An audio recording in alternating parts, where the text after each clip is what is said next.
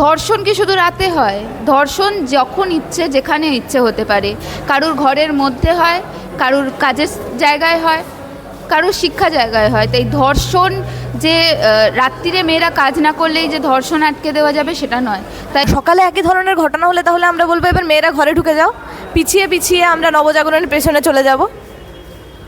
ছেলেদের মতন মেয়েরাও যতক্ষণ ইচ্ছে বাইরে থাকতে পারে, যতক্ষণ ইচ্ছে কাজ করতে পারে, এটা ওদের মর্জি। চাইলে ওরা নাইট ডিউটি করতে পারে, চাইলে নাও করতে পারে, বা 24 ঘন্টাই কাজ করতে পারে। তো আমরা ওমেন এম্পাওয়ারমেন্টের কথা বলছি, কন্যাশ্রীর কথা বলছি, আমরা বেটি বাঁচাও বেটি পড়াও এর কথা বলছি। তারপরে বলছি যে মেয়েদের কাজের সময়টাকে বেঁধে দাও। সম্প্রতি আমরা দেখেছি যে এই ঘটনাটা ঘটে যাওয়ার পর, তিলোত্তমা কাণ্ড ঘটে যাওয়ার পর সরকার থেকে বলা হয়েছে যে মেয়েদের রাতের ডিউটি কমিয়ে দেওয়া হবে। আমার প্রশ্নটা হচ্ছে যে যেখানে সমস্যা হলো, যাদের জন্য সমস্যা হলো, তারা এখনও সাজা পেল না, অথচ যাদের ওপর অত্যাচার হলো বা যেই মানুষের ওপর অত্যাচার হলো সেখানে তাদেরকে আমরা ঘরে আটকে দেওয়ার চেষ্টা করছি। আমরা চেষ্টা করছি তারা যাতে বাইরে না আসে, তাদেরকে আমরা সেভ করার নামে আলটিমেটলি তাদেরকে লক করছি। এটা আমার মনে হয় কোথাও গিয়ে তাদেরকেই সমর্থন করা যারা রাত্রিবেলা পিশাচরের মতন কাজকর্মগুলো করে থাকে। এটা আমার গিয়ে কোথাও মনে হয় তাদেরকে সমর্থন করা যারা এই কাজটা করেও বুক চিতিয়ে ঘুরে বেড়ায়, এবং কোথাও গিয়ে এই গোষ্ঠীকে একটা ছত্রছায়া দেওয়া। এই ধর্ষণ নিয়ে আমরা এখন কথা বলছি, মেনলি কনসিয়াস আছি। ধর্ষণ কি শুধু মেয়েদের হয়? না, ধর্ষণ সবার হয়। আর প্রবলেমটা ধর্ষণের কে কোথায় কতক্ষণ কাজ করেছে, সেটা রাতে না সকালে, তার জামা ছোট ছিল না বড় ছিল সেটা নয়। ধর্ষণের কারণ মানসিকতা এবং প্রশ্রয়। একটা দেশে, একটা শহরে, একটা জায়গায় ধর্ষণ হচ্ছে এবং যারা ধর্ষণ করছে তাদের বিরুদ্ধে কোনো স্টেপ নেওয়া হচ্ছে না, বরং প্রভাবশালী লোকেরা তাদেরকে প্রোটেক্ট করার জন্য উঠে পড়ে লেগেছে। তাহলে কেন করবে না? যাদের এরকম নিকৃষ্ট মনের যে মানুষ, যাদের মনে হয় যে ধর্ষণ করলে একটা মেয়ের বা একটা যে কোনো মানুষের ধর্ষণ করলে সেটা গর্ব করার মতো বিষয়, তারা তাই এই সুযোগটা পাচ্ছে, তারা এইটা কন্টিনিউ করতে পারছে। এর সাথে কে রাত্রিরে কাজ করছে বা কে ছোট জামা পরেছিল সে মেয়ে কি না, এগুলো কোনো কথা নয়। আমরা এই সমাজের ইউথ এবং মেয়ে হয়ে এটা মেনে নিতে পারছি না। যেটা আমি একটু আগেও বললাম যে কাজ যে যখন ইচ্ছে করবে। আগেও তো মেয়েরা কাজ করেনি, মেয়েরা আগেও রাতে কাজ করেছে। কেন সবসময় বেঁধে দেওয়া হবে? আর ধর্ষণ কি শুধু রাতে হয়? ধর্ষণ যখন ইচ্ছে যেখানে ইচ্ছে হতে পারে। কারুর ঘরের মধ্যে হয়, কারুর কাজের জায়গায় হয়, কারুর শিক্ষা জায়গায় হয়। তাই ধর্ষণ যে রাত্রিরে মেয়েরা কাজ না করলেই যে ধর্ষণ আটকে দেওয়া যাবে সেটা নয়। মেয়েদের কাজ করার সময় কমিয়ে দিতে হবে বা নাইট ডিউটি মেয়েদের করা যাবে না, এটার তীব্র বিরোধিতা করি আমরা। কারণ মেয়েরা এখন সব কিছু করছে, সব দিকে ছেলেদের সাথে একদম ইকুয়াল। তো ছেলেদের মতন মেয়েরাও যতক্ষণ ইচ্ছে বাইরে থাকতে পারে, যতক্ষণ ইচ্ছে কাজ করতে পারে, এটা ওদের মর্জি।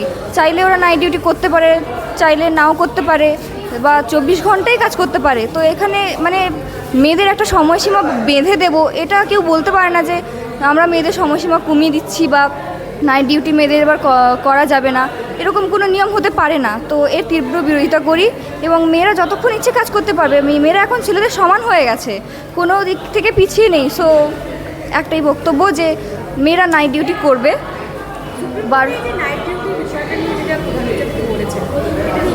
একদম তীব্র বিরোধিতা করছি এটার, আর কিছু বলার নেই। বাস মেয়েদের যতক্ষণ ইচ্ছা ওরা কাজ করবে। ওই মানে কমিয়ে দেবো সময়, 12 ঘন্টা করে দেবো বা নাইট ডিউটি বন্ধ করে দেবো, এটার কোনো মানে হয় না। বাস মানে রাজ্য বা সরকার শাসক যাই বলি, তাদেরকে আমরা নির্বাচন করে ক্ষমতায় নিয়ে এসেছি এবং তাদেরকে আমরা এটা দায়িত্ব দিয়েছি যে আমাদের নিরাপত্তা এবং আমাদের ভালো থাকাটাকে তারা নিশ্চিত করবে। এটা তাদের দায়িত্ব। এই দায়টা তারা না পালন করলে তাদের সমাজের কাছে এবং জনগণের কাছে জবাবদিহি করার দরকার। এটা আমরা ভুলে যাই মাঝে মধ্যে যে আমরা সরকারকে তোলার ক্ষমতা রাখি, আমরা সরকারকে ফেলার ক্ষমতা রাখি। ওরা আমাদের চালায় না, আমরা ওদের চালাই। অতএব মেয়েরা যে কাজই করুক তাদের নিরাপত্তা দেওয়া, সুরক্ষা দেওয়া সরকারের দায়িত্ব। তাদের ধর্ষকদের নিরাপত্তা দেওয়া রাষ্ট্রের কাজ নয়। যারা কর্মরত মহিলা তাদের নিরাপত্তা দেওয়া কাজ। এবং সরকারেও আমরা দেখেছি অনেক পজিশন অফ পাওয়ারে মেয়েরা আছেন। তো যদি রাত্রের পর ডিউটি না করা যায় তাহলে তারা কি করবেন? ওই সময়টুকুতে কি অন্য কাউকে দায়িত্ব দেওয়া হবে? কোনো একজন কর্মরত সার্জেন্টকে যদি রাতের হয়তো 12টার পর অপারেশন করতে হয়, তিনি কি অর্ধেক পথে অপারেশন ছেড়ে চলে যাবেন? এগুলো কি প্র্যাকটিক্যাল? এগুলো কি সম্ভব? সবসময় রাষ্ট্রের দায়িত্ব এইটাই যে মেয়েরা যে কাজই করুক। আমরা ওমেন এম্পাওয়ারমেন্টের কথা বলছি, কন্যাশ্রীর কথা বলছি, আমরা বেটি বাঁচাও বেটি পড়াও এর কথা বলছি, তারপরে বলছি যে মেয়েদের কাজের সময়টাকে বেঁধে দাও। এরপরে সকালে একই ধরনের ঘটনা কি হয় না? সকালে একই ধরনের ঘটনা হলে তাহলে আমরা বলবো এবার মেয়েরা ঘরে ঢুকে যাও, পিছিয়ে পিছিয়ে আমরা নবজাগরণের পেছনে চলে যাব। মাননীয় মুখ্যমন্ত্রী মমতা বন্দ্যোপাধ্যায়, আমাদের মুখ্যমন্ত্রী, তিনি বক্তব্য দিয়েছেন মেয়েদের রাত্রে বেরোনোটা কমিয়ে দিতে। তো এই বিষয়ে সুপ্রিম কোর্ট এর তীব্র বিরোধিতা করেছে। স্বাভাবিকভাবে একটা মেয়ে কখন কোন সময় কিভাবে রাত্রে বেরোবো, কী জামা পরে কী ড্রেস পরে তারা বেরোচ্ছে, সেটা একটা রাজ্য একজন ইন্ডিভিজুয়াল মানুষ কোনো দিনও ডিসাইড করতে পারে না। সে নিজে একটা মেয়ে, সে নিজে কি পরবে, সে কোথায় যাবে, কোন সময় যাবে, সেটা একটা রাজ্য ডিসাইড করতে পারে না। সে নিজেই সেটা দায়িত্ব নিতে পারবে।